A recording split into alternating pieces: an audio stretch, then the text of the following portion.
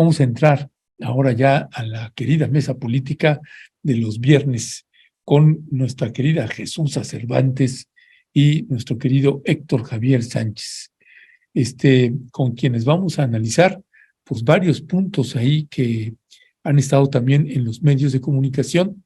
Uno de ellos es el coche bomba que estalló en Guanajuato.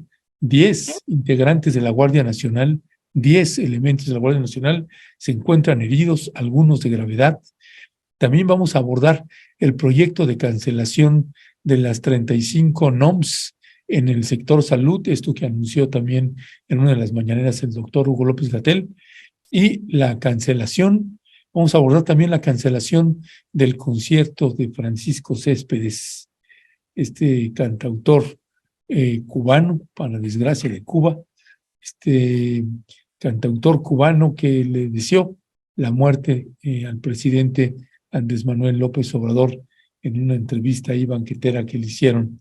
Y además vamos a abordar también el ángulo y la mirada que tiene Jesús Cervantes y Héctor Javier Sánchez sobre los hechos en Michoacán, el asesinato a don Hipólito Mora. Así que le doy la más cordial bienvenida a nuestra querida Jechucha, que ya nos está viendo ahí de reojo. Y ahí está, y nuestro queridísimo Héctor Javier Sánchez, con una cara así de analista político. Luego la presión, ¿eh? Sí. Hola, buenos días. Buenos días, Jesucha, ¿cómo estás? Bien, aquí en el calorcito rico. Sí, me puedo imaginar, espero que tengas ventilador ahí o algo. No, ¿qué pasó? ¿Cómo que ventilador? Aire acondicionado. Eso. Oye, ¿puedes enderezar un poco tu cámara para que estés más encuadrada? Estás un poquito a un lado. Ándale, eso, merengues. Pues mi querida Jesusa y mi querido Héctor Javier, muy buenos días. Pues vamos, si les parece bien, entrando en materia. Jesús Cervantes nos proponía, nuestra querida Jesusa de Infosabia, ahí desde Mexicali, Baja California. Ahora sí que estoy de norte a sur. Héctor Javier en las montañas del sureste mexicano, en Chiapas, y Jechucha en el calorón de Baja California. Ahí en ombligo. Y tú en el ombligo de México. Y yo en el ombligo, pues, de las grillas. Pues Jesusa, varios actos de violencia que se han estado presentando a lo largo y ancho del país, y ahora otra vez Guanajuato, estalla un coche bomba. Hay un llamado de la población civil, aparentemente, denunciando un carro abandonado. Entonces, un carro sospechoso, llega la Guardia Nacional y cuando están cerca ya del vehículo, pues estalla. Entonces, todavía se está indagando si es un atentado contra los integrantes de la Guardia Nacional o no, o fue una falta de pericia de querer abrir sin verificar, o si alguien lo accionó, detonó la bomba desde larga distancia, control remoto o no. En fin, varias hipótesis al respecto, y con el fiscal que tienen allá, pues tampoco hay grandes esperanzas de que vaya a haber una claridad. ¿Qué decir al respecto, Jesús? Pues mira, yo creo que todo este tema de la violencia se va a ir incrementando, ¿no? Yo sí pienso que en el último año, en el último tramo del presidente, lo van a ir incrementando por distintos motivos, y yo no dejaría fuera a los propios, como les llama el gobierno ahora, generadores de violencia, o llamémosles grupos delictivos o intentos de cárteles o los cárteles, ¿no? Que estén vinculados también con el tema electoral y quieran ejercer una mayor presión para obtener lograr ciertos objetivos, ¿no? Y creo que en el tema de Guanajuato, el estallamiento de ese coche bomba, digo, a reserva de lo que puedan las autoridades decir, como tú bien lo estableces, Ernesto, de si fue intencional, de si lo activaron o no, es sumamente preocupante porque de inmediato te remite a Colombia. O sea, es inevitable remitirte allá, y además porque estás en el centro de donde ha estado la violencia desde que inició la administración de Andrés Manuel, que fue el ataque justamente con el cártel, contra el cártel de Santa Rosa de Lima, que así le pusieron en el gobierno federal, así lo nombraron también, con el tema del huachicol, ¿no? Entonces, la presencia de o el uso ya de artefactos es como cuando en Michoacán, sí recordarán ustedes, creo que fue por el año 2008, estaba Felipe Calderón un 16 de septiembre en las fiestas patrias y estallan una granada cuando había una celebración, ¿no? Hubo varias personas que fallecieron y varios heridos. Entonces, recurrir a este tipo de actos donde va a salir afectada la población siempre es preocupante. En este caso, bueno, son los de la Guardia Nacional el objetivo principal, y a mí sí me preocupa, a mí sí me generó muchísimo ruido desde que lo escuché por la mañana, muy temprano, en 2 que 3 medios en radio, y me llamó mucho la atención que a lo largo del día no lo estuvieron retomando, sino hasta ya muy entrada la noche, ¿no? O sea, como que se estuvo tratando de minimizar. Claro, el tema de Hipólito pues también tiene muchísimo impacto, ¿no? Apenas habían transcurrido 12 horas de este atentado con el coche bomba cuando ocurrió lo de 13 horas cuando ocurre lo de Hipólito. Entiendo que eso pudo haber. Y antes estaba lo de Chiapas, ¿no? Y antes, claro, estaba lo de Chiapas. Entonces tenemos demasiada violencia en áreas, en estados que no es, digo, a mí me genera novedad, que ya ha venido de unos meses para acá de Chiapas, pero Héctor nos podrá explicar mucho más porque siempre ha sido una zona de paso de la cocaína, ¿no? Es una zona donde ya están los cárteles establecidos, ¿no? Pero es como un cóctel de violencia, ¿no? Muy, muy grave, y considero que se va a ir incrementando conforme nos vayamos acercando al proceso electoral. Y bueno, evidentemente creo que hay también como un efecto entre los propios intereses que busca cada quienes detonan o quienes accionan esta violencia, y la parte política para desprestigiar totalmente en el último año de gobierno y darle en lo que ha sido el talón de Aquiles de esta administración federal, ¿no? Que es justamente los problemas de inseguridad que estamos viviendo. Ya, gracias, mi querida Jesús. Héctor, Javier, ¿tú cuál es tu mirada ahí frente a estos escenarios que estamos teniendo? Coincido plenamente con Jesús. Híjole, y en este escenario también habría que ver la parte externa de México, bueno, ni tan externa, ¿no? Que es Estados Unidos, en donde no se nos olvide la presión que están ejerciendo, pues hasta fiscales, varios republicanos, algunos de ellos candidateándose para la próxima presidencia de Estados Unidos, en donde tratan de que los cárteles mexicanos se les denomine, se les catalogue como narcoterroristas o terroristas, organizaciones terroristas, con lo cual, pues, el gobierno de Estados Unidos estaría facultado por ellos mismos para intervenir, pues, ahora sí que en los países en donde sientan agravados sus intereses. Entonces, esto es muy, muy importante de tomar en cuenta, porque al final de cuentas, pues, siempre hay gente que colabora con este tipo de perspectivas, ¿no? Y la percepción que a mí me deja es que, pues, en estos días que vienen de confrontaciones políticas, de las elecciones, de las campañas, sí que se va a intensificar, pues ahora sí que por todos los medios, de la idea de que el gobierno mexicano ha sido un rotundo fracaso ante las cuestiones que tienen que ver con la seguridad nacional, que recordemos fue una de las principales cosas a las que se comprometió Andrés Manuel López Obrador cuando llegó a la presidencia de la República.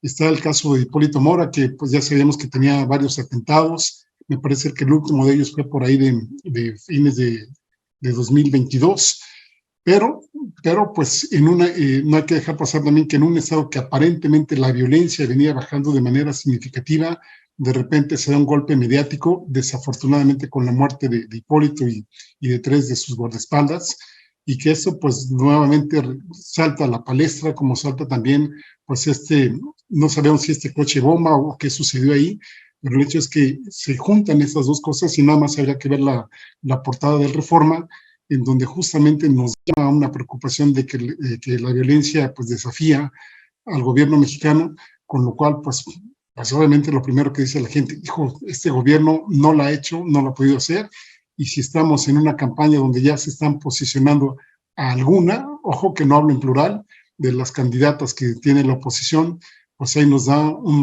marco, si a lo mejor más contextual, de qué es lo que podemos esperar de aquí a cuando se vengan las elecciones el próximo año. O sea, ¿tú sí estás previendo también que se vaya a incrementar la violencia? Sí, desafortunadamente sí. Ya, Héctor, Héctor, déjame preguntarte, aunque no lo tenemos en la escaleta así de manera tan clara, ¿cuál es la percepción de lo que está pasando ahí en Chiapas con el secuestro de estas 16 personas? ¿Cómo se está viviendo? ¿Cómo lo estás percibiendo ahí en San Cristóbal, en el estado de Chiapas? El manejo mediático que se está dando al respecto. ¿En dónde demonios está Rutilio Escandón? Porque ayer yo lo veía que estaba en una fiesta inaugurando no sé qué, etcétera, una barbaridad. ¿Qué nos puedes decir ahí de lo que está sucediendo allá? De mucha preocupación, Ernesto, porque son muchos los puntos de conflicto que tenemos aquí en el estado de Chiapas, ¿no? Esto que se dio, pues fue muy cerca de Tuxtla Gutiérrez, ahí en Llano San Juan, donde están las instalaciones de la Secretaría de Seguridad y Protección Ciudadana. Y bueno, pues también, imagínate, si tienen la osadía, digamos, de interceptar un camión con elementos de seguridad, con personal de seguridad, sí, los bajan a todos. Afortunadamente, pues dentro de lo malo, pues a las mujeres las respetaron, pero se llevaron a todos los varones. Seguimos en incertidumbre de si son 16 o 17. Digamos, esto como una muestra, ya sabemos que aquí está el cártel Jalisco Nueva Generación contra pues, el cártel de Sinaloa, aparentemente pues tratando de hacer un intercambio de rehenes. Me estoy refiriendo a la cantante que se secuestró hace poco y que según pues ahora sí que diversas fuentes está en manos de uno de los líderes del cártel de Sinaloa, porque pues agarran a esta mujer aparentemente porque es pareja de uno de los operadores del cártel Jalisco Nueva Generación. Entonces, después de varias denuncias, se hace nada y pues toman esta medida. Pero qué decir de los enfrentamientos que hemos tenido en frontera con Malapa, donde ya sabemos que hace poco pues hubo enfrentamientos de 5 o 6 días que no supimos nada y que finalmente la Guardia Nacional entra después de que ya las cosas se calmaron. Y qué decir de aquí de la zona de los Altos de Chiapas, en toda la zona que tú ya conoces, lo que es Chalchihuitán, lo que es Aldaman, lo que es Poló, donde hubo 7 personas asesinadas. Y bueno, pues qué decir de Teopisca también, en fin. Si tú le vas sumando, pues ahora sí que estos elementos que se van dando aparentemente desconectados, pero que si tú digamos, empiezas a analizar bien las piezas de rompecabezas, ves que es un panorama muy desolador y ante una inacción totalmente del gobierno de Chiapas, híjole. Y de lo poco que ha hecho Rutilio ha sido venir aquí a filmar a San Cristóbal de las Casas pues ahora sí que unos spots, unos videos en donde pues está todo con calma, incluso se pasea. Pero pues así que cuando grabaron estas escenas, pues a la gente no se le permitió entrar y entonces pues ahí todo se veía con mucha calma para tratar de calmar la situación desde el punto de vista mediático, pero no en los hechos que seguimos teniendo, insisto, muchos puntos muy preocupantes aquí en el estado. Sí, un descaro, porque pasaban los videos y pusieron cercas, lo pusieron caminando en Plaza Catedral y cercaron toda una valla para que nadie pudiera entrar a la Plaza Catedral o caminando en unas calles cerradas. El andador de Guadalupe estuvo caminando ahí, muy tranquilo. Sí, sí, sí, es una vergüenza por donde se le quiera ver. Jesús, si quieres comentar también algo sobre esto que está sucediendo en Chiapas. Oye, ¿sabes qué, Ernesto? Yo aquí, Héctor, por supuesto que tiene toda la película de Chiapas.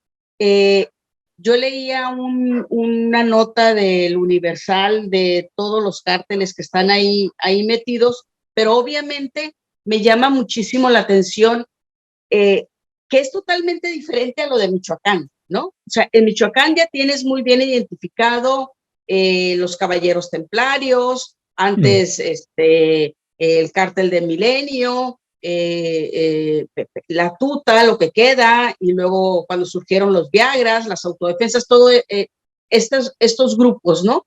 pero en Chiapas hay una mezcla, los chinchulines, ¿no? O sea, los grupos paramilitares que se están mezclando ya con con el tema de los grupos pues del narcotráfico propiamente, como el cártel de Jalisco, como el cártel de Sinaloa. Yo no sé qué tanto, por ejemplo, los maras, ya la Mara Salvatrucha estará ahí por la cercanía con Honduras, con El Salvador, con Centroamérica, ¿no? Sí, están en Palenque, están asentados en Palenque. Pero fíjate, asentados en Palenque todos estos grupos, y luego tienes lo de San Juan Chamula y todo lo que han hecho en San Cristóbal de las Casas. Yo recuerdo, bueno, por allá en el 94, ¿no? Sí, era una zona de paso de la droga, de los cárteles, de la cocaína y todo esto, ¿no? Pero ahora parece ser que hay un consumo muy importante. Es como acá en Tijuana, como acá en Mexicali, en la frontera, ¿no? Cuando se ponen todas estas restricciones por parte de Estados Unidos y dicen, ahora sí, ya los muertos que tenemos son demasiados, estoy en un proceso electoral y entonces voy a cerrar la frontera para que no pase, ahora sí, la droga, que siempre está pasando, y evidentemente hay contubernio por parte de las autoridades norteamericanas que la dejan pasar, pero disminuye y esa droga se queda en Baja California y empiezan los consumos. Y ahora me parece que en Chiapas, ¿no? También pareciera, porque yo no, será Héctor quien nos aclare esto, que ya hay más consumo por parte de la sociedad, y también al haber más consumo es mucho más fácil que los enganchen los grupos criminales, ¿no? Que los utilicen como carne de cañón para enfrentarse un grupo con otro, y empieza a haber toda esta mezcla de los paramilitares, los grupos del crimen organizado, lo cual es una situación totalmente distinta a la que se vive en Michoacán, porque nunca podríamos decir que, por ejemplo, el grupo de las autodefensas tiene que ver con los paramilitares. Es otro tema totalmente distinto, ¿no? Pero pues yo no sé si esta percepción que tenemos desde acá, ¿no? Porque es un nuevo Chiapas. Este Chiapas que a mí me están mostrando los medios no tiene nada que ver con el que yo conocí pues la época del zapatismo, ¿no? Sí, son situaciones totalmente, perdón, Ernesto. No, adelante, adelante.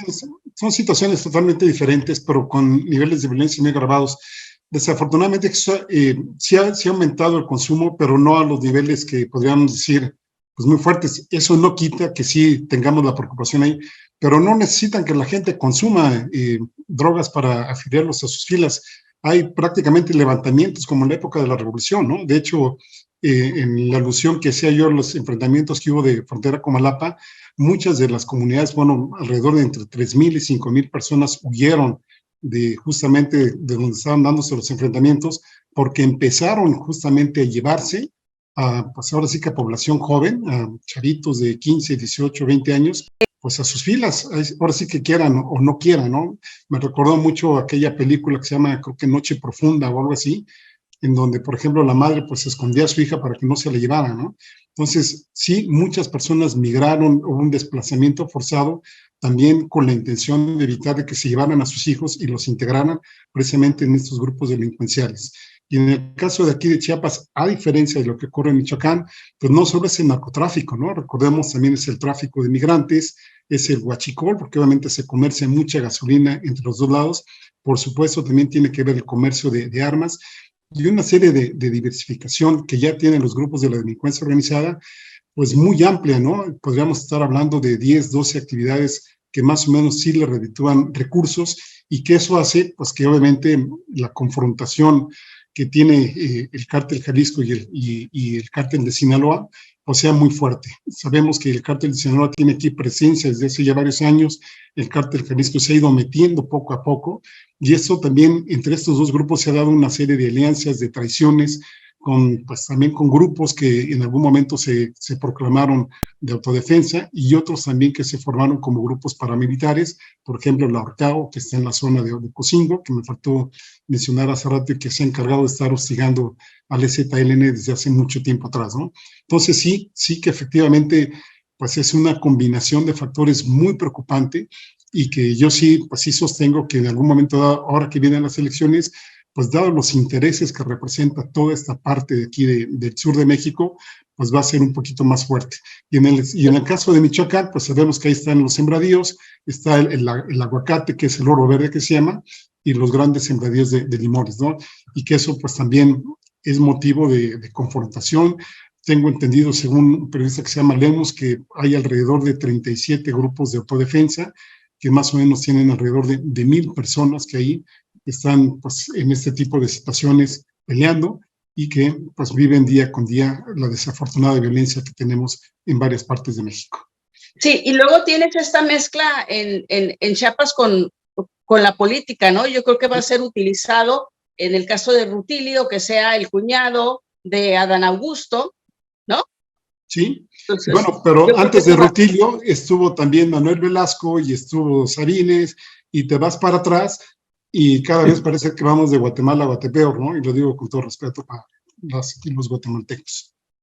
Sí, entonces va a empezar a haber esta mezcla política donde vas a utilizar, hablar de las familias políticas, de cómo, no sé, son unas ineptas, no hacen nada en Chiapas, vean a Rutilio, el cuñado de Adán Augusto, cómo no sirve para nada, cómo, ¿no? O sea, a final de cuentas van a estar siendo utilizados. Y hay declaraciones, por lo menos Rutilio no ha hablado cometiendo estas declaraciones tan absurdas como las que dijo Bedoya ayer, el gobernador de Michoacán, donde dice Hipólito no trajo nada bueno a Michoacán, las autodefensas no trajeron nada bueno.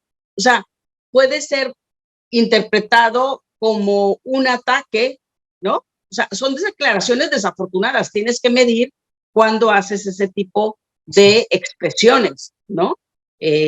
Finalmente hay que explicar por qué es que surge Hipólito Mora, por qué es que surgió Mireles, por una acción, ¿no? Por una inacción, ¿no? Del gobierno federal y que viene desde Felipe Calderón, que empieza su ataque al crimen organizado, su guerra, ¿no? Al narcotráfico, justamente en Michoacán, ¿no? Y luego cómo llega Castillo con Enrique Peña Nieto, con esta asesoría.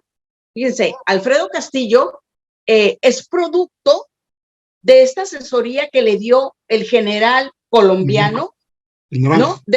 De cómo atacar el narcotráfico allá en Colombia, y vamos a generar estas fuerzas para que ataquen a los grupos criminales. Y estas fuerzas que se crearon terminaron siendo infiltradas, estas se terminaron infiltrando en muchas autodefensas y empezó una revoltura, una mezcla, ¿no? Que fue lo que se hizo en Colombia, ¿no? Y producto de eso hay enfrentamiento, es cuando surge el famoso americano, que es el que mata al hijo de Hipólito Mora por allá por el año 2014, 2015, no recuerdo muy bien, ¿no? Y que todos vimos los videos de cómo se estaban enfrentando y cuando lo matan, ¿no? Pero los grupos de autodefensa surgen por la inacción del gobierno federal para defender su derecho a vender su producto, a cosechar su producto, que ya no los dejaban. Entonces tenías el narcotráfico o las pequeñas bandas, los chiquitos, ¿no? Que no eran cárteles, no se podían calificar como cárteles.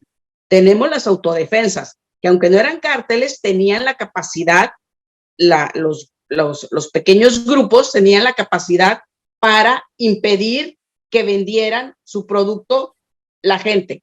Surgen las autodefensas y luego viene un tercer elemento que son las fuerzas y descomponen todo con Alfredo Castillo, con Enrique Peña Nieto, ¿no? Se habían quedado dormiditos, estaban como pleitos muy localitos, pero matar a un personaje como Hipólito Mora, cuando trae un carro blindado, ¿sí? Cuando trae guardias, y usar Barretts para poder acabar con eso. Entonces, ¿qué te está diciendo? Que estos pequeños grupitos, ¿sí? Como los Viagras y todo eso, tienen una gran capacidad de armamento, todavía mucho mayor que cuando empezó el Felipe Calderón a hacer todo su desastre, que lo continuó, y eso que tiene que acabar el gobierno de Andrés Manuel, pues obviamente no va a poder hacer, y va a ser el gran objetivo que debe de tener el próximo gobierno que entre, apaciguar, ¿no? Y acabar con eso, porque no se va a terminar con sembrando vida, no se va a terminar con yéndose a las causas, no. O sea, son varias patas de la mesa, ¿no? Esas son unas, pero tiene que haber pues yo no llamaría una persecución, pero sí una estrategia donde les puedan aminorar, que tiene que ver también con lo que decías ahorita, el ingreso, el tráfico de armas. ¿Cómo es posible que estos grupos tengan una Barrett y puedan atacar, ¿no? Sí, y no es nuevo. Y no una, varias. Sí, sí. Varias. Ajá. Sí, sí. Oigan, Jesús y Héctor, me gustaría, para ir dejando este tema, sí, quisiera escuchar la opinión de ustedes. Hemos estado comentando que esta condición que ponen los del cártel, porque ya investigando más, quien tiene secuestrada a esta gente es del cártel de Sinaloa, y están señalando precisamente como el cártel Jalisco, ¿no, Ernesto? No, es lo que pensé al principio, pero no, fíjate que es al revés.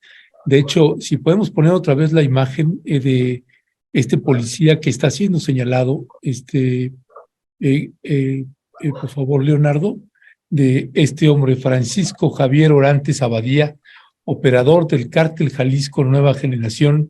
Ha tenido varias denuncias este hombre, y se le ha señalado precisamente por varios colectivos y taxistas y demás por ser integrante, operar para el cártel Jalisco Nueva Generación.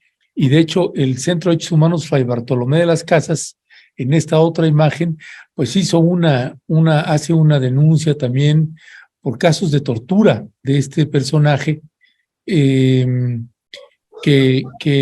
pues tiene señalamientos y acusaciones fuertes. Si ponemos la otra imagen, por favor, Leonardo, porque es ahí donde el Fraiba también detalla pues casos de tortura con este hombre, con Francisco Javier Orantes Abadía, que debe ser, que donde señalaba el Fraiba que tenía que ser investigado. De hecho, nosotros hace como un año pasamos el video del testimonio de este joven que fue torturado por este hombre y por la gente que estaba trabajando para él, este grupo táctico. Así que no se les vincula con el cártel.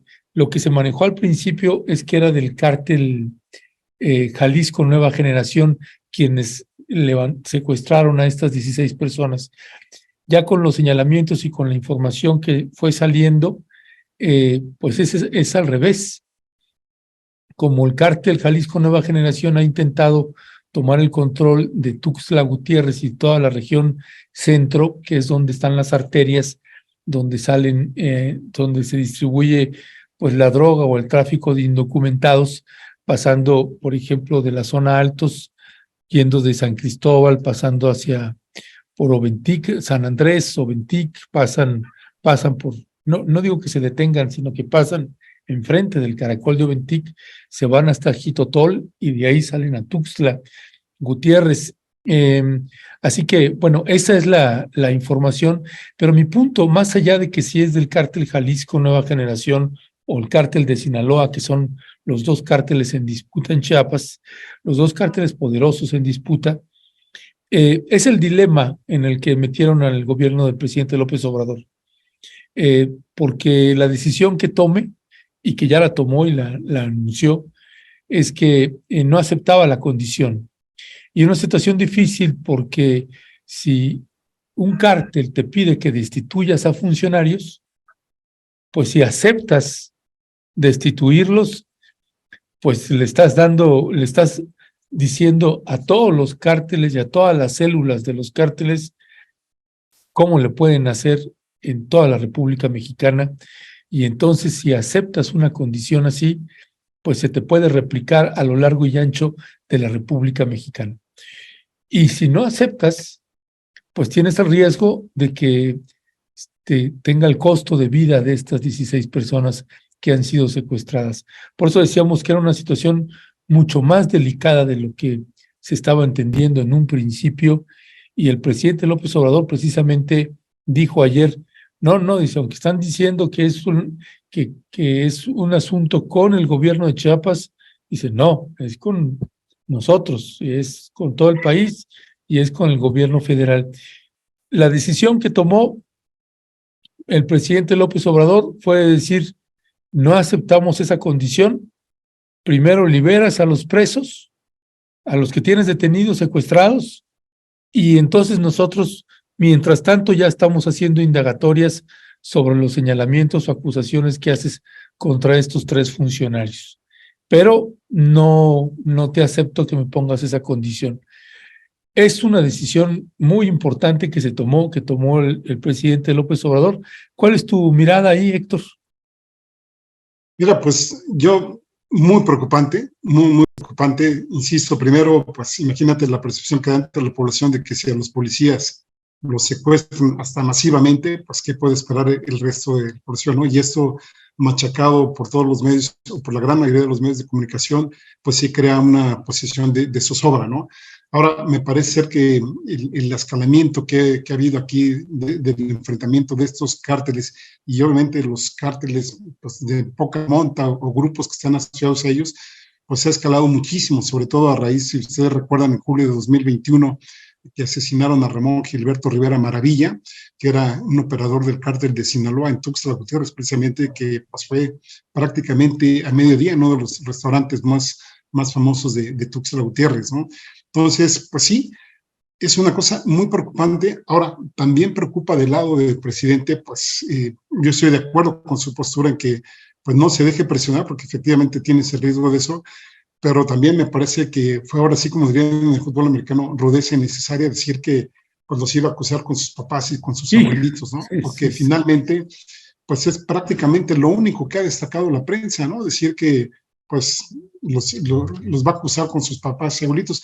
Esto que tú acabas de mencionar, decir, no, primero pues vamos a hacer esto, vamos a investigar a estos 13 autoridades que son sumamente importantes en Chiapas. Estamos hablando del director de la Policía Estatal Fronteriza, del de la Policía Estatal Preventiva y el subsecretario de Seguridad Pública y Protección Ciudadana, que eso que tú estás diciendo, Ernesto, si lees por lo menos las columnas y las noticias hasta ayer, que sí estuve revisándolas pues, prácticamente la gran mayoría, pues todas hablan que justamente estos mandos policíacos, estas autoridades han estado coludidas con el cártel de Sinaloa y que protegieron, digamos, al que le llaman Jesús Esteban Machado, que es el Güero Pulseras, que es el líder del cártel de Sinaloa, que aparentemente es el que tiene en su poder esta cantante que se llama Nayeli Sirene 5 y que supuestamente ahora sí que la secuestra porque es pareja de uno de los operadores del cártel Jalisco Nueva Generación que se llama Freddy Ruiz Gutú. Es cierto que de alguna forma pues este señor que se llama Juan Manuel Valdovinos, que digamos que es el jefe de Freddy Ruiz Gutú, estuvo en algún momento con el cártel Jalisco Nueva Generación, pero aparentemente los traiciona y después se va con el cártel de Sinaloa. Entonces, si a esto le sumas lo que tú estás hablando, lo que yo estoy diciendo, y lo que no hace y no dice o maldice, digamos, la comunicación social del estado de Chiapas, pues crea todavía mayores niveles de incertidumbre, porque si no tenemos un diagnóstico más o menos certero de qué está sucediendo aquí en el estado, pues qué podemos esperar de una solución que se llegue a proponer, que a lo mejor pudiera ser en el mejor de los casos, pues a tientas, ¿no? Yo creo, Ernesto, Héctor, que no, igual que no tiene que negociar, pero fíjense, es el cártel de Sinaloa, ¿no? El que presuntamente hizo esto de la cantante y el que está el que habría también tomado a estos funcionarios de la Secretaría de Seguridad Pública. Entonces, ¿qué ha dicho la población? ¿Qué ha dicho la oposición? El gobierno de Andrés Manuel tiene pacto con el cártel de Sinaloa, ¿no? Entonces, si llega por alguna razón a ceder, esto va a ser el acabose. Ahora, desafortunadas las declaraciones de que los voy a acusar con sus papás.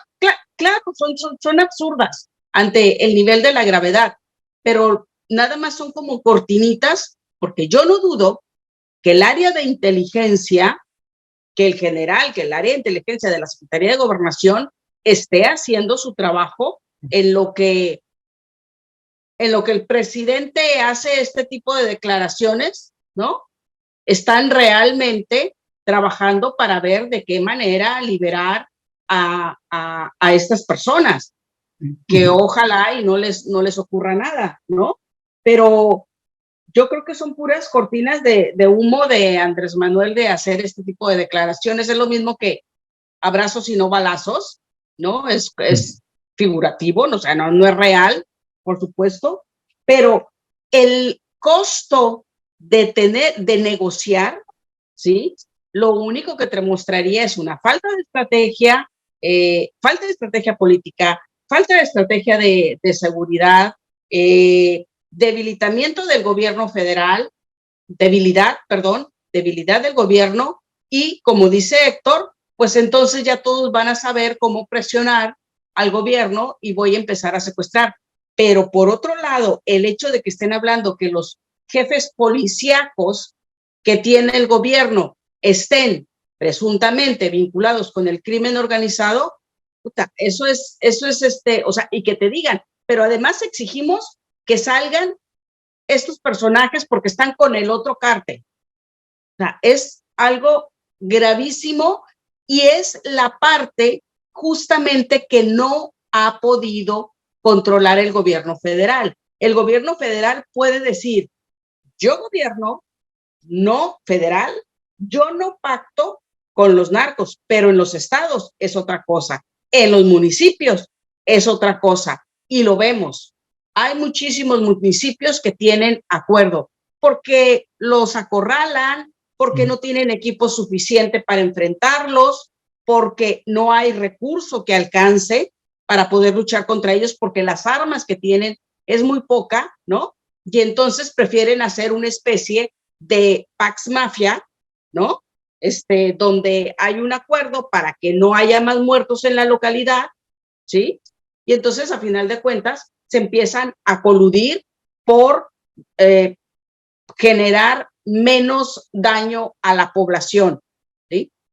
Y lo que diga el gobierno federal es totalmente distinto. Ellos pueden decir, no, sí, yo no pacto, ¿no? Entonces, que te esté revelando presuntos vínculos en Chiapas con el crimen organizado es gravísimo. O lo que ha estado diciendo en todos los medios de comunicación esta mañana Guadalupe Mora, el hermano de Hipólito Mora, que dice que Bedoya está metido, ¿no? O sea, yo no lo sé, no tengo ni idea, pero empieza una narrativa, ¿no? Donde hay algunos elementos como estos que acabo de mencionar, que existe siempre la posibilidad de que los gobiernos locales sí hagan pacto con el crimen organizado, ¿no? Pero ya se empieza a convertir en una narrativa y lo vamos a ver cada vez más fuerte, insisto, conforme se vaya acercando el proceso electoral. Sí, tienes toda la razón, Jesús. Perdón, Ernesto, así muy rápido. Adelante. Por supuesto, el gobierno federal tiene doble tarea, ¿no? Por un lado, obviamente, hacerle frente a estos grupos, pero también apretar tuercas, ¿no? Qué bien que dices que a nivel de los estados y a nivel de municipios también se haga la labor, porque de alguna forma también da la impresión como que el presidente los deja muy sueltos, ¿no? Parece ser que los arropa, los defiende, los justifica, y pues parece ser que ahí están y siguen muy a gusto, insisto. ¿Dónde está Rutilio Escandón? Hace rato lo preguntabas tú, Ernesto, pues nos seguimos preguntando, ¿no? ¿Dónde está él? No ha hecho ninguna declaración ahora y parecería ser que hay una ausencia de Estado, porque no solo es este conflicto que estamos viendo ahora de que llamó la atención de estas 16 personas o 17, sino también todos los conflictos que pasan cotidianamente aquí en el estado de Chiapas, no solo en Tuxtla, no solo en San Cristóbal, no solo en la zona de frontera con Malapa, sino en muchas regiones que ahí están y que desafortunadamente nos llevan, por una parte, a la normalización y por otra parte a la resignación de que finalmente dicen, bueno, pues quede quien quede, vamos a seguir igual, y eso pues me parece ser terrible para las esperanzas que pudiéramos tener de solución ahora sí que de cómo estamos viendo ahora aquí en el estado y en todo México, por supuesto. Así es, mi querido Héctor, así es, Jesús. Si les parece, vamos a pasar al siguiente tema, que todavía nos dé un tiempito para abordar este tema y que tiene que ver con y que además que se agradece que el doctor haya propuesto este tema, el proyecto de cancelación de las NOMS 35, de 35 NOMS, pues no es un asunto pequeño ni menor. Esto lo anunció el doctor Hugo López-Gatell también en una conferencia matutina del presidente López Obrador y el doctor Jorge Alcocer. ¿Cuál es la mirada de un experto como tú, Héctor, en este tipo de decisiones? Híjole, de mucha preocupación en eso. Y te voy a decir por qué, ¿no? Porque las normas de atención a determinados padecimientos, sea cáncer, por ejemplo, diabetes, la misma tuberculosis, son unas guías obligatorias. Por ejemplo, para algunas enfermedades sabemos que la OMS, la Organización Mundial de la Salud, la Organización Panamericana de la Salud, universidades, etcétera, tienen guías clínicas, prácticas clínicas para médicos, para enfermeras, para enfermeros, médicas, etcétera. Pero obviamente estas guías internacionales o nacionales no son necesariamente adecuadas a las características de un determinado país. Por ejemplo, en el caso de la tuberculosis, sí, ahora se está acostumbrando a nivel internacional utilizar medicamentos que reducen el tratamiento de la tuberculosis por ejemplo, de 6 meses a 4 meses, de las formas que son resistentes de 9 meses a 6 meses. Y, por ejemplo, de las terapias preventivas también hay una reducción notable. En el caso del diagnóstico se aconseja, por ejemplo, utilizar métodos moleculares. Hay una prueba que se llama GeneXpert, donde en 2 horas tenemos el resultado, pues no solo si la persona tiene una tuberculosis, sino también si es o no resistente a un medicamento que se llama rifampicina, que es el más importante que se utiliza en este tratamiento. Nosotros aquí en México, apenas el 5 o 10% de los casos son diagnosticados por este tipo de métodos y la gran mayoría son diagnosticados por vaciloscopía, que es una prueba del gargajo, del esputo, donde pues a través del laboratorio pues hacemos el diagnóstico que no es 100% confiable. Tiene muy baja sensibilidad, pero es muy barato. Una vaciloscopía te va a costar alrededor de 50, 100 pesos, pero cada prueba de GeneXpert anda arriba de los 2,000 pesos. Entonces, nada que ver una prueba con la otra. Bueno, en las guías internacionales está esto. En la norma mexicana no lo está. Las normas mexicanas, insisto, son de obligatoriedad. Cada personal de salud está obligado legalmente, jurídicamente, a seguir esos procedimientos que estandarizan la atención de acuerdo a la situación mexicana. Es cierto, hay que actualizarlas, hay que ponerlas más, ahora sí que con los últimos hallazgos y disponibles aquí en el país, pero no puedes quitar este tipo de instrumentos porque entonces cada quien va a hacer lo que quiera, va a hacer lo que ahora sí que inclusive de buena manera, pues, como Dios le da a entender, como dicen, va a hacer tratamientos según le parezca, a lo mejor empiezan pues ahora sí que decir, a lo mejor yo creo que con este fármaco voy a curar de mejor manera, etcétera. Y si llegan a causar daños, es decir, lo que se conoce como iatrogenias, pues no va a pasar nada, porque finalmente pues, las guías y las prácticas son consejos, digamos, son guiones para que los sigas si quieres o no los quieres. En el caso de las normas es obligatorio que el personal de salud se ajuste a sus procedimientos desde la prevención, el diagnóstico, el tratamiento y obviamente el control de estos padecimientos. Y curiosamente, hay algunos padecimientos, por ejemplo, el cáncer y el VIH, que no fueron tocados. Y uno se pregunta, y ahí es donde se genera la suspicacia, ¿por qué estos 2 padecimientos no? Pues porque ahí hay mucha presión social de, por ejemplo, en el caso del VIH, cuando falta un fármaco de tratamiento, pues enseguida los grupos LGBT y todas las denominaciones posibles presionan, ¿no? En el caso del cáncer, por ejemplo, infantil, los papás enseguida cierran el aeropuerto, pero hay otros padecimientos pues, que pasan desapercibidos, se pasan normalizados y ahí pues ya no tendríamos ninguna herramienta para garantizar que el personal de salud se ajuste a estos lineamientos, insisto, obligatorios que esta es la gran utilidad de estas normas. Y yo creo que bueno, ahora está en proyecto, ya salió el doctor López Ridaura de CENAPRESE, que es el Centro Nacional para la Prevención y Control de Enfermedades, a decir que pues no los van a quitar hasta que no haya nuevas herramientas, pero pues está ahí todavía la intención de quitarlas. Ojalá no lo hagan. Esto, Héctor, abre la posibilidad de que cada médico o cada institución experimente. Sí, claro. Experimente no necesariamente en un protocolo de investigación, sino en la práctica clínica. Por ejemplo, imagínate si tú tienes cierta enfermedad, bueno, yo tengo tuberculosis, y tú dices, bueno, a lo mejor Héctor se puede curar con este fármaco que me recomendaron o que me parece que también lo puede atacar, lo puedes usar.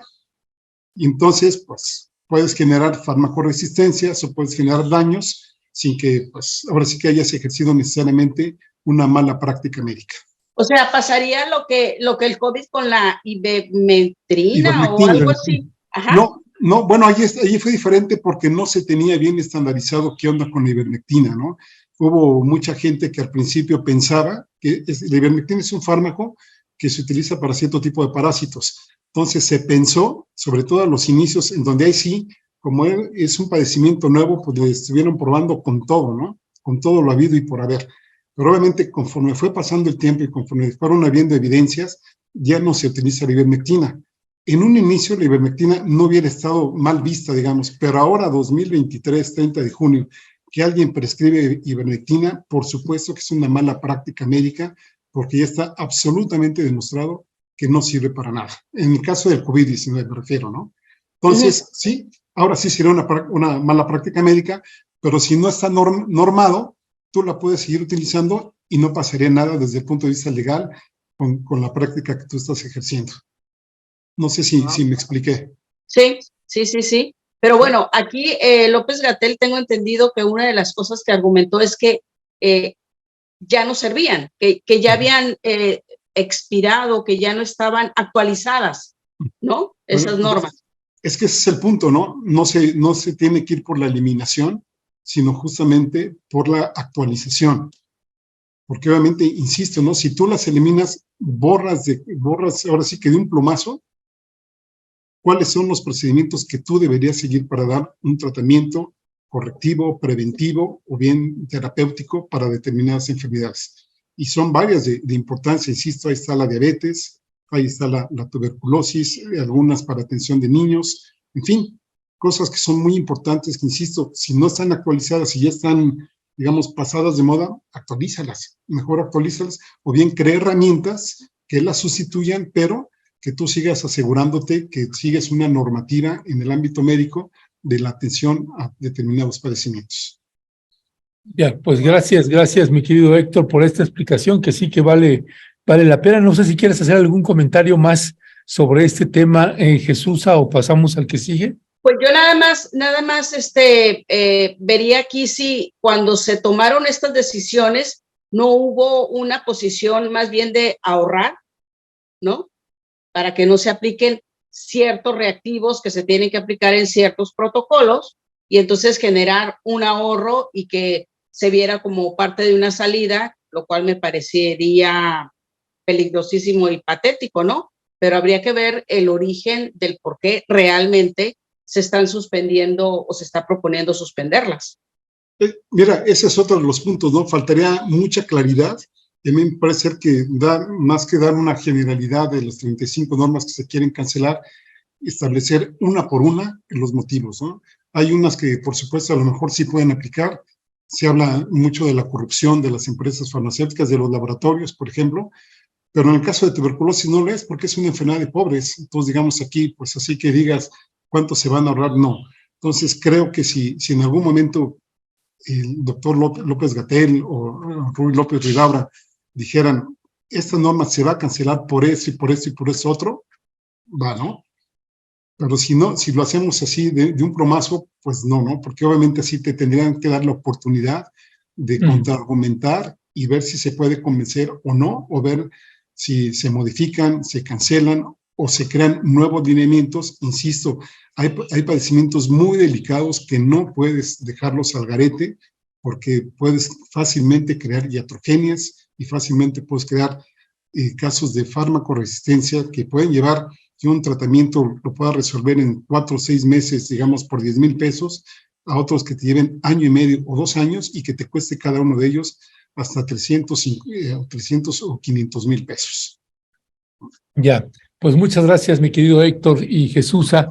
Si les parece, todavía no tenemos tiempecito para pasar al siguiente tema que también proponía Jesúsa y que tiene que ver con este cantautor, para desgracia de Cuba, cubano, Francisco Céspedes, donde en una entrevista que le hacen, una entrevista banquetera, pues hizo este tipo de declaraciones. Tenemos el video de lo que dijo cuando le desea la muerte al presidente Andrés Manuel López Obrador, y ya tuvo la primera consecuencia por haber dicho esto. Así que vamos a ver, a escuchar a Francisco Céspedes. Cuando uno viene de un país que tiene mucha necesidad, donde hay un presidente que invita el 15 de septiembre a un dictador cubano y lo pone por encima de los... O sea, tú puedes invitar a cualquier presidente, pero no ponerlo como el máximo. Porque entonces por eso me cae muy mal ese tipo. Que van a que se muera. ¿Qué más? Este domingo, ¿cómo celebran el Día del Padre? Perdón de ustedes que los adoran. Hay mucha gente que adoran a los presidentes. Lo quieren, güey. Lo convierten en Jesucristo, güey. ¿Qué tal? Y el próximo año son elecciones. Mucho para todos los presidentes. La gente se muere por eso. Se pelea con el amigo. Pues tremendas declaraciones de este tipo, y pues ya tuvo su primera consecuencia, que le están cancelando un concierto. Jesús, cuéntanos el ángulo que quieres abordar. A ver, yo lo que quiero abordar aquí es, me parece muy interesante la decisión que tomó y los argumentos que dio el presidente municipal de San Miguel de Allende. O sea, habla de un tema de civismo. Su decisión encierra muchas cosas, encierra civismo, encierra valores, encierra muchísimas cosas que cuando llega la administración de Vicente Fox se perdió. El respeto a la figura presidencial. La falta de respeto genera o te lleva paulatinamente a pleitos, a rispideces, se rompen los límites, ¿no? Y se empiezan las agresiones de uno y otro lado, es decir, entre la ciudadanía y las autoridades. Por eso me parece tan interesante los argumentos que dio el presidente municipal, que dice, o sea, no podemos permitir que alguien agreda a el presidente de nuestro país, y no es un asunto de PRI, PAN, Morena, de ningún partido político. O sea, es la máxima figura que se eligió por la mayoría de los ciudadanos. Tú la tienes que respetar. Es lo mismo que se tiene que respetar la bandera, el himno. Son los símbolos que te dan a ti como ser humano, te dan un sentido de pertenencia y te dan, es un tema de respeto, y yo sí creo que tiene este punto, contribuye muchísimo a la paz. Ya me imagino cómo a este presidente municipal lo han de ver sus correligionarios, lo han de ver golpeado por todos lados, pero creo que el poder hacer a un lado las cosas partidistas es una gran muestra, ¿no?, de cómo pueden funcionar las cosas. Además de que no me gusta este señor, el Céspedes, ¿no? No me gusta cómo canta, pero, oye, que venga alguien a quien le han dado tanto cuando se abren las puertas. Imagínense, o sea, México se ha caracterizado por abrirle las puertas la época de la guerra civil en España, la parte de Sudamérica, Centroamérica, las guerras internas que hubo, ¿no? Y que ahora todas estas personas se sientan en la libertad de poder insultar al país, al presidente, de quien te está dando, te está ofreciendo oportunidades de vida, ¿no? Por eso a mí es que se me hace muy importante, porque tiene que ver muchísimo con el civismo, que yo sigo considerando que esa es una de las razones por las cuales nuestro país se empezó a descomponer, porque hay una descomposición social, ¿sí? O sea, esto del tema del narco y todo eso tiene que ver muchísimo con esta falta de valores. De ahí que se me haga un tema sumamente importante y estoy totalmente de acuerdo con el presidente municipal de San Miguel de Allende. Ya, Héctor Javier, ¿también estás de acuerdo con, no solamente con esto que señala, con la decisión de cancelar el concierto, sino con esto que señala Jesús del razonamiento que tiene el presidente municipal de San Miguel de Allende para cancelar el concierto? Sí, absolutamente de acuerdo, ¿no? Yo creo que Mauricio Trejo Pureco, que sí se llama el presidente municipal, debe haber tenido mucho valor, porque obviamente estamos hablando de un estado que es eminentemente conservador, ¿no? Entonces, tomar una decisión, cancelarlo y además proponer, me parece que Eugenia León para el concierto del 27 de julio, me parece todavía pues más significativo, ¿no? Independientemente de los insultos que hay, que bueno, el presidente dice que no se siente agraviado, sí rebasó, igual que Francisco Martín Moreno, este escritor, cuando dijo pues, que él quemaría vivos a los morenistas y a los que votaron por López Obrador allí en el Zócalo, ¿no? Me parece que ya el desearle la muerte a cualquier persona, dijo ya como que ya estamos hablando de otras palabras, ¿no? Y si es el presidente de la República, pues peor, ¿no? Porque pues no puedes hacer ese tipo de cosas porque, como bien dice Jesús, eso alienta más la confrontación, eso alienta más la división y eso hace que pues todavía la gente pues salga pues ahora sí que de sus límites de razonamiento que pudiera tener en algún momento y le exacerbas, digamos, la parte visceral, le exacerbas la parte irracional y es muy fácil entonces caer en este tipo de descalificaciones y en este tipo de mesuras en donde pues aquí el rollo ya no es ver el bien del país, sino prácticamente la aniquilación de tu contrincante. Como muchos que no están a favor de este gobierno, pues ya no oyen razonamientos, ya no oyen nada, sino básicamente la eliminación, el borrarte, el matarte, el quitarte o desearte la muerte, el pendejearte, el decirte que eres un ignorante, el decirte pinche indio patarrajada, como le dijo la señora aquella, en fin, una serie de cosas que en vez de dar argumentos para decir, bueno, no estoy de acuerdo con este presidente por eso y por eso otro, enseguida vamos a lo más fácil, que es justamente el insulto, la descalificación, y yo creo que en un grado extremo es desearle la muerte, pues ya, si se la deseas al presidente, pues ¿por qué no se la deseas a sus seguidores? Y también, ¿por qué no? Pues andas pensando en que si pudieras, los quemarías vivos. Así es, mi querido Héctor Javier. Pues miren, con eso vamos a ir cerrando, nos quedan 5 minutitos para esta mesa. Y nada más para cerrar, me gustaría, si está bien para ustedes, Jesús, Héctor, pues a poder abordar brevemente, porque déjenme le comento que en el grupo que tenemos, pues había como propuesta de 15 temas ahí entre Jesús y Héctor Javier. Sí, yo les decía, si quieren también hablamos de mi abuelita y no sé qué más, ¿no? Yo estuve buscando tus antecedentes familiares, Ernesto, y encontré algo de tu abuelita. Entonces, pero está este tema de la desbandada que ha habido en los partidos de oposición con el anuncio, ¿no?, de las reglas para hacer la consulta, para elegir al candidato o candidata. Renuncias por todos lados. Jesús, ¿cuál es tu mirada ahí? Oye, está buenísimo. O sea, ya empezó el show, la diversión. Fíjate, el nivel que tienen estos partidos, ¿no?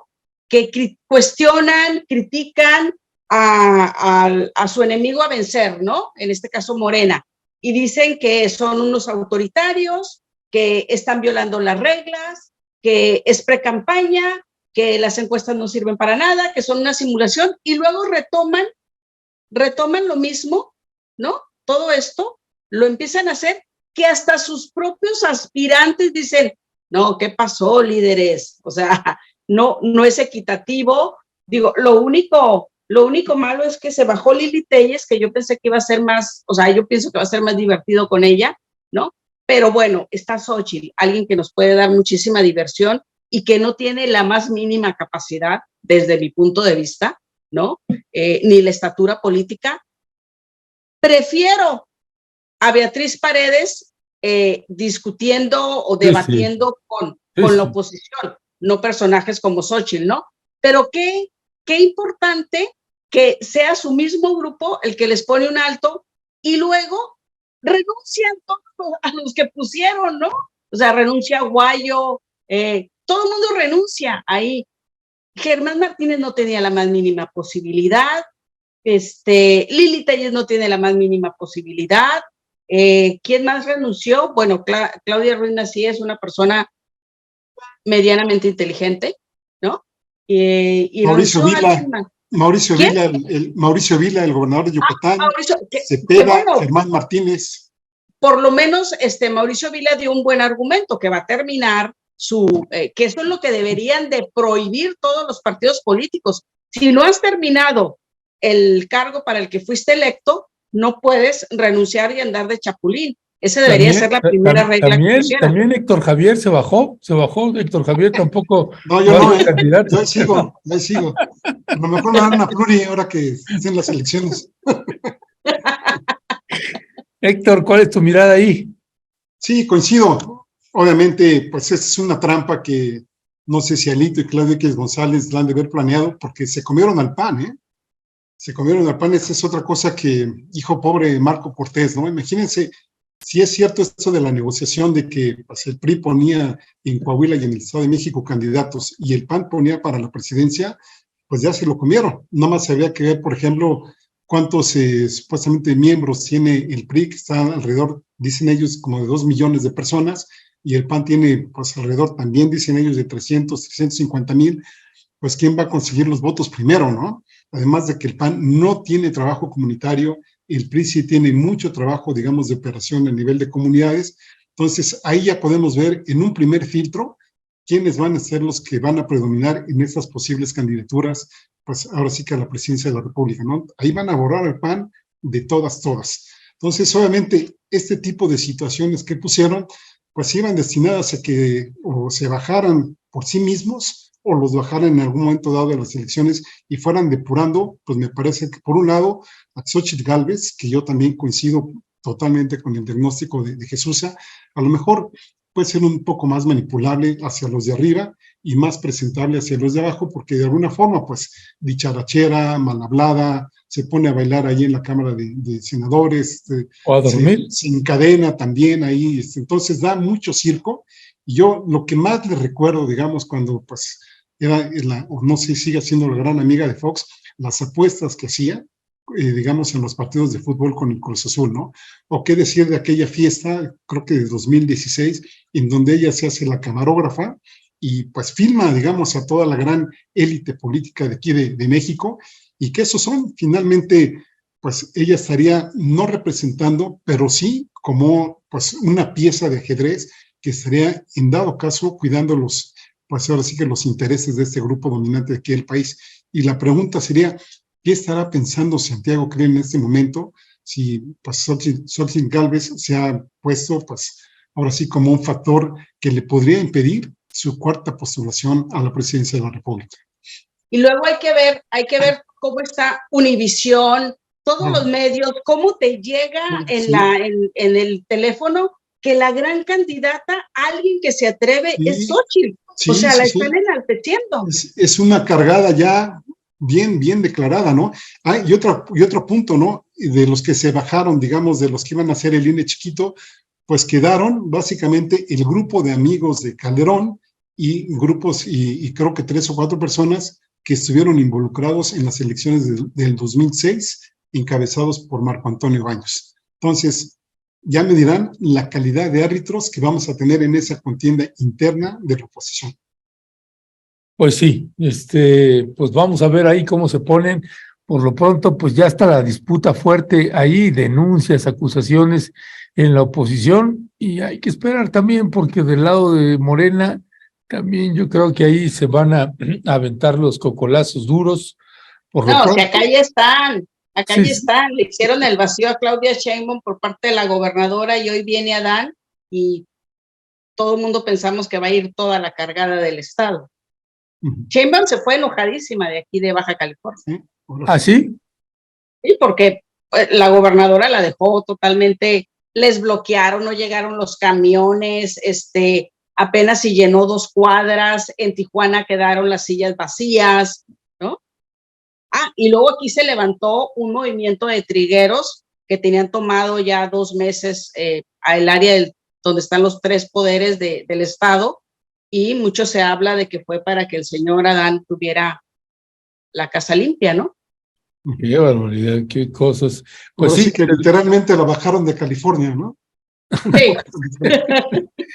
Pues bueno, pues mi querida Jesúsa y Héctor Javier les mandó un fuerte, fuerte abrazo y ahí Igual. seguimos al habla.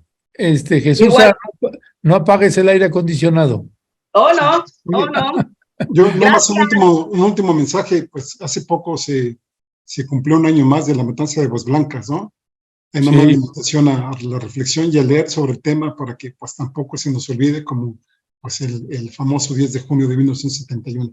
Oye, y tuviste un buen programa con Eneida, ¿verdad? ¿Mandé? Sí, tuvimos un buen programa con Eneida.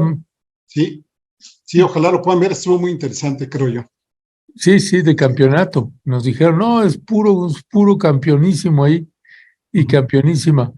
Pues Héctor Javier, Jesús de Cervantes, les mando un fuerte abrazo y ahí seguimos al habla. Abrazo, no se pierdan infosavia.com, por favor. No se lo pierdan. Gracias. Saludos. Héctor. Sí, gracias. Un abrazote. Bye. Bueno, pues estos son parte de los ángulos de los distintos ejes políticos que estamos teniendo actualmente en el país.